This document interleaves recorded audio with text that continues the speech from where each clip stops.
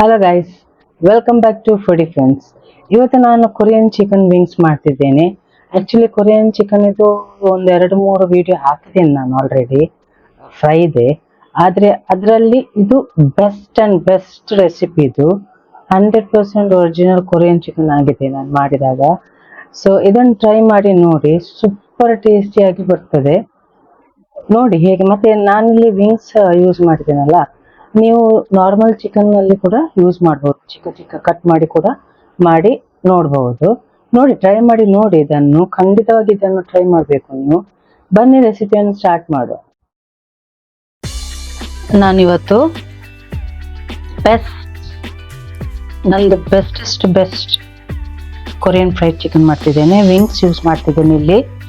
ನೀವು ಬೇಕಾದ್ರೆ normal chicken ಕೂಡ ಯೂಸ್ ಮಾಡಿ ಈ ರೆಸಿಪಿಯನ್ನು ಮಾಡಬಹುದು. ಆದರೆ ಇದು ಮಸ್ಟ್ ಟ್ರೈ ರೆಸಿಪಿ ನಂದು.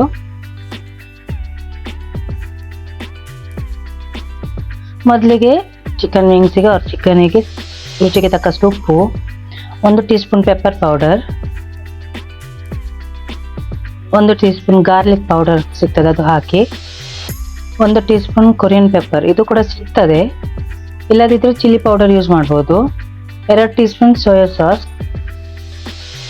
ಇದನ್ನು ಮಿಕ್ಸ್ ಮಾಡಿ, ಚೆನ್ನಾಗಿ ಮಿಕ್ಸ್ ಮಾಡಿ. ಇದು ಹೀಗೆ ಇರಲಿ. ನಾವು ಇನ್ನೊಂದು ಬೌಲ್ಗೆ 5 ಟೀ ಸ್ಪೂನ್ ಕಾರ್ನ್ಫ್ಲವರ್ ತೆಗೆದಿದ್ದೇನೆ. ಇದಕ್ಕೆ 3 ಟೀ ಸ್ಪೂನ್ ಮೈದಾ ಹಾಕಿ,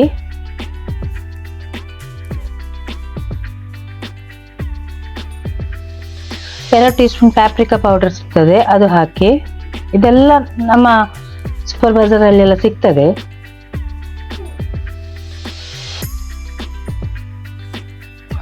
ಎರಡು ಟೀ ಸ್ಪೂನ್ ಗಾರ್ಲಿಕ್ ಪೌಡರ್ ಹಾಕಿ, ಸ್ವಲ್ಪ ಉಪ್ಪನ್ನು ಹಾಕಿದಕ್ಕೆ, ಯಾಕಂದ್ರೆ ಆಲ್ರೆಡಿ ನಾವು ಚಿಕನ್ಗೆ ಉಪ್ಪು ಹಾಕಿರ್ತೇವೆ. 1 ಟೀ ಸ್ಪೂನ್ ಪೆಪ್ಪರ್ ಪೌಡರ್,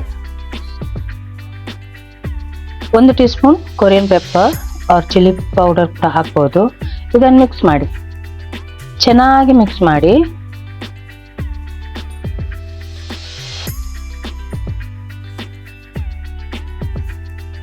ಈಗ ಇದನ್ನು ಡಿವೈಡ್ ಮಾಡಬೇಕು 2 ಪಾರ್ಟ್ ಆಗಿ. ಅಂದರೆ ಒಂದು ನಾವು ಡ್ರೈ ಇಡ್ತೀವಿ, ಇನ್ನೊಂದು ನಾವು ಇದಕ್ಕೆ ನೀರು ಹಾಕ್ತೀವಿ. ಸ್ವಲ್ಪ ನೀರು ಹಾಕಿದಕ್ಕೆ ಇದನ್ನು ಸ್ವಲ್ಪ ಪೇಸ್ಟ್ ಆಗಿ ಮಾಡಿ. ತುಂಬ ತೆಳು ಮಾಡ್ಲಿಕ್ಕೆ ಹೋಗಬೇಡಿ.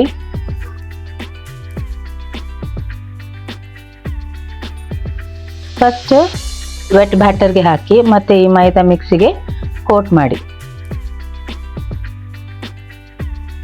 ಎಲ್ಲ ಚಿಕನ್ಗೆ ನಾನು ಹಾಗೆ ಮಾಡಿ ಇಡ್ತಾ ಇದ್ದೇನೆ.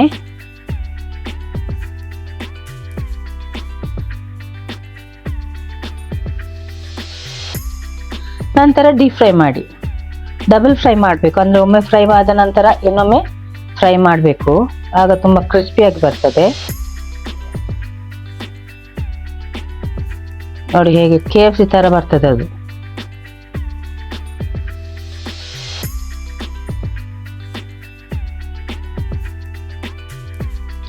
ಹೀಗೂ ತಿನ್ಬಹುದು, ನಿಮಗೆ ಜಸ್ಟ್ ಫ್ರೈ ಚಿಕನ್ ಆಗ್ತದೆ ಅದು. ನಾವು ಕೊರಿಯನ್ ಚಿಕನ್ ಮಾಡುವ ಕಾರಣ ನಮ್ಗೆ ಈಗ ಒಂದು ಪೇಸ್ಟ್ ಮಾಡ್ಲಿಕ್ಕೆ ಉಂಟು.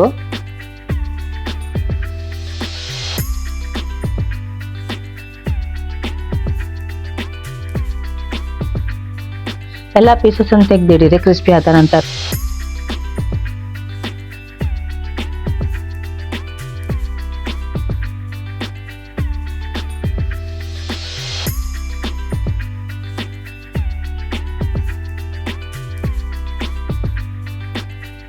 ಇದು ನನ್ನ ಮಗಳ ಫೇವ್ರೇಟ್.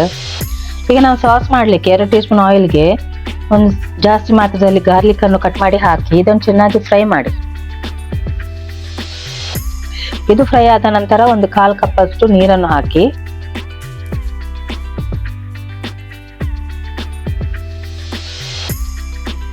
ನಂತರ ಇದಕ್ಕೆ 1 ಟೀ ಸ್ಪೂನ್ ಸೋಯಾ ಸಾಸ್, ನಾನು ಡಾರ್ಕ್ ಸೋಯಾ ಸಾಸ್ ಯೂಸ್ ಮಾಡಿದ್ದೇನೆ.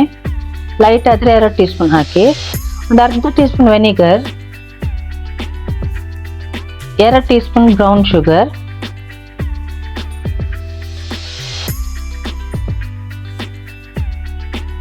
2 ಟೀ ಸ್ಪೂನ್ ಗೋಚುಜಾಂಗ್ ಪೇಸ್ಟ್, ಅಂದರೆ ಚಿಲ್ಲಿ ಪೇಸ್ಟ್ ಕೂಡ ಹಾಕ್ಬೋದು. ಆದರೆ ಇದರ ಟೇಸ್ಟ್ ಸ್ವಲ್ಪ ಡಿಫ್ರೆಂಟ್ ಇರ್ತದೆ. ಇದು ಕೂಡ ಸಿಗ್ತದೆ ನಿಮಗೆ ಆನ್ಲೈನ್ ಕೂಡ, ಅಮೆಝಾನಲ್ಲೆಲ್ಲ ಸಿಗ್ತದೆ.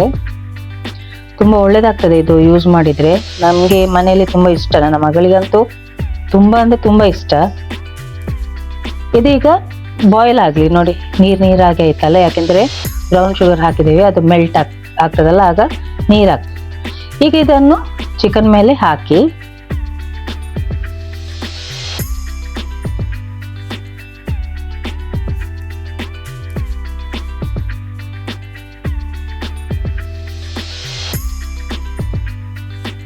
ಚೆನ್ನಾಗಿ ಟಾಸ್ ಮಾಡಬೇಕು. ಈಗ ಇದನ್ನು ಒಳ್ಳೆ ಕೋಟ್ ಆಗಬೇಕಲ್ಲ, ಎಲ್ಲ ಚಿಕನ್ ಒಳ್ಳೆ ಕೋಟ್ ಆಗಬೇಕು.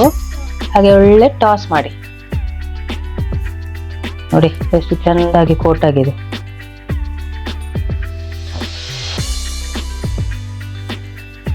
ಈಗ ಇದಕ್ಕೆ ಲಾಸ್ಟ್ಗೆ ಸೆಸ್ಮೆ ಸೀಡ್ ಸಿಗ್ತದಲ್ಲ,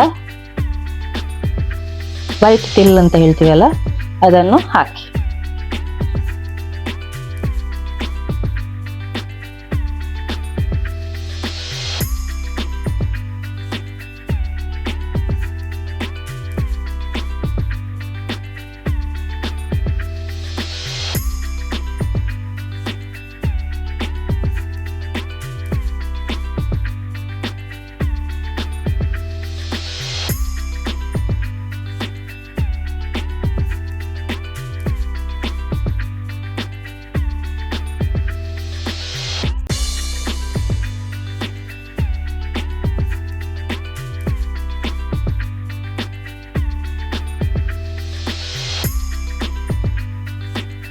ನಮ್ಮ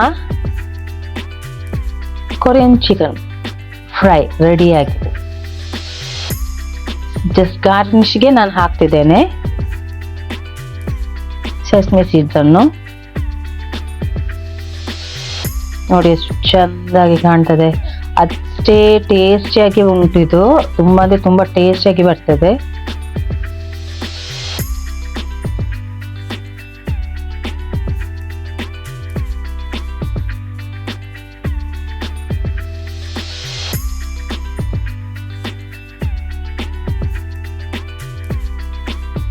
ಈಗ ಟೇಸ್ಟಿಂಗ್ ಟೈಮ್. ಒಳ್ಳೆ ಬೆಂದಿದೆ ಕೂಡ, ಒಳಗೆ ಎಷ್ಟು ಜ್ಯೂಸಿಯಾಗಿ ಉಂಟು, ಹೊರಗೆ ಕ್ರಿಸ್ಪಿ ಆಗಿರ್ತದೆ.